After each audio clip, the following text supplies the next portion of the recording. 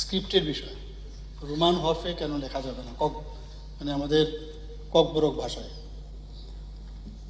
দেখুন, এই বিষয়ে এর আগের বিধানসভায় অনেক বিস্তারিত আলোচনা হয়েছে বিষয়টা নিয়ে। তখন অপোজিশন লিডার অনিমেষবাবুও ছিলেন। পরবর্তী সময়ে অনেক কথা হয়েছে। আমরা বললাম যে কেন মানে রোমান স্ক্রিপ্ট, কেন না দেবনাগরী। তারপরে সেখানে উনি তখন বলেছিলেন আমি যদি তামিল ভাষায়ও স্ক্রিপ্ট হয় তাতেও আমরা রাজি। আমি তখন বললাম উই এগ্রি। এই কথাগুলো কিন্তু হয়েছে। যাই হোক, এই কথাবার্তা হয়েছে, কিন্তু আলটিমেটলি কোনো ডিসিশনে আসা যায়নি। পরবর্তী সময়ে এই ধরনের আন্দোলন তখনও হয়েছিল। হওয়ার পরে একদম পিক আওয়ার,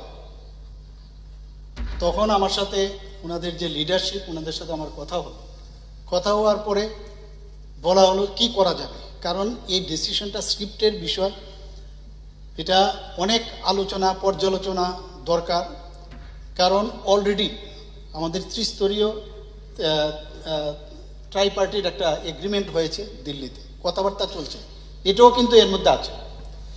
তো যতক্ষণ ধরে সেখানে এই বিষয়টা, কারণ 8 শিডিউলেরও বিষয় আপনি বলেছেন সেটা, তো এগুলো যখন আসবে ন্যাচারালি এখানে একটা এই বিষয়ে স্ক্রিপ্ট, এটা রোমান স্ক্রিপ্ট রাখবে কি রাখবে না। তো এখান থেকেও আমি যখন কথা বললাম সেখানে বলা হলো যে ইন্ডিজিনাস কোনো স্ক্রিপ্ট যদি হয় তাতে কোনো আপত্তি নেই। যদি ইন্ডিজিনাস স্ক্রিপ্ট হয়, ওয়াই রোমান স্ক্রিপ্ট, ইন্ডিজিনাস স্ক্রিপ্ট হোক। এখানে চাকমা যারা আছে, ভাষাভাষী যারা আছেন, ওনারা কিন্তু নিজস্ব স্ক্রিপ্ট বানিয়েছেন।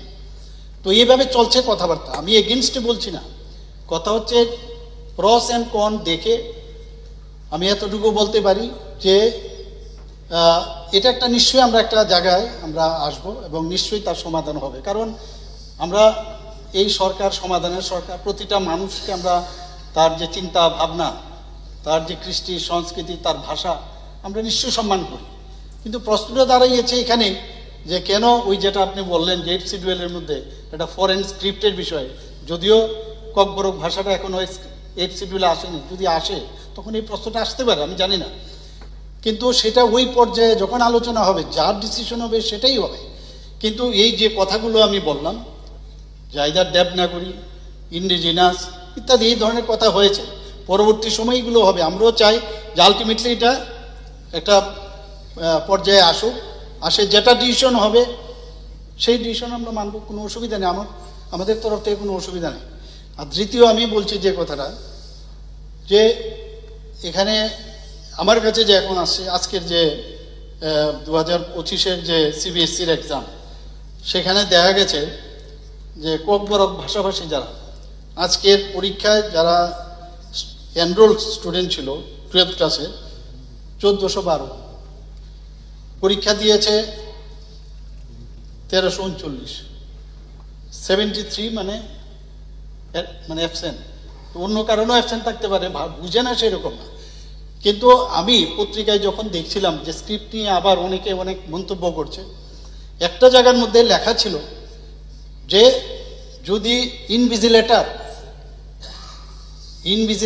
যদি ঠিকভাবে বুঝাতে পারে, যে এটা বাংলা যদি থাকে, ইনভিজিলেটর যদি বুঝাতে পারে তাহলে ওনাদের কোনো সমস্যা নেই।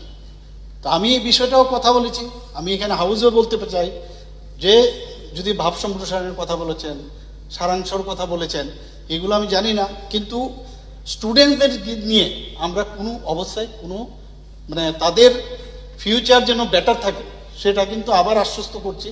কোনো এই জায়গার মধ্যে আমরা কম্প্রোমাইজ করব না।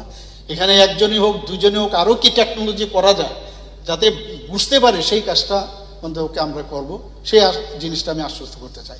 কিন্তু স্ক্রিপ্টের ব্যাপারে আজকে এখানে আমি কিন্তু কোনো রকম ডিসিশন, কারণ ওই পর্যায়ে যখন আমরা বসবো নিশ্চয়ই এই বিষয়ে আমরা একটা ডিসিশন আসবো।